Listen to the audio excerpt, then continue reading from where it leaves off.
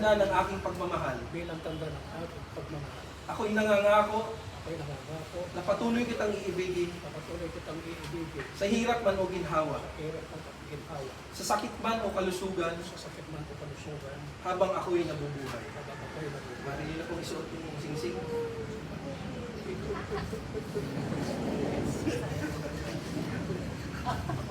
Ganon din po kay nanay. Hawakan niyo po at hawakan niyo po ang kanyang kamay. Sa kaliwang kamay din. Oh, pwede na po sa kanan. At may singsing sa... Dito na lang po sa kanan. Dito po. Ay, dyan po ba? Sige. Ano pong tawag ninyo nanay kay tatay? Love? Darling? Sige po, banggitin niyo po yung kanyang pangalan at sundan niyo po ang aking sasabihin.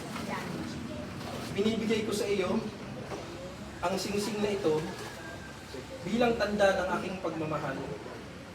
Ako'y nangangako na patuloy kitang iibigin sa hirap man o ginhawa, sa sakit man o kalusugan, habang ako'y nabubuhay.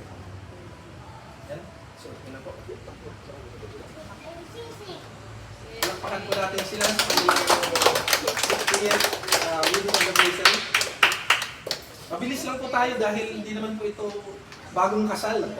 Ito po ay renewal ng kanilang vow. Kasi kung ito po ay bagong kasal, meron po tayong belo, meron tayong aras, meron tayong candle, no?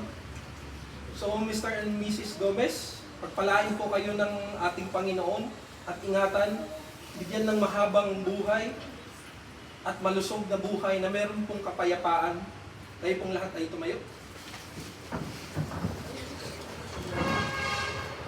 Ginagawad ko sa inyo ang pagpapala at masaganang habag ng Ama, Anak at Espiritu Santo. Ito po, Panginoon, ang aming pong dalangin sa umagang ito. Sa pangalan ni Jesus. Amen. Palakpakan po natin sila.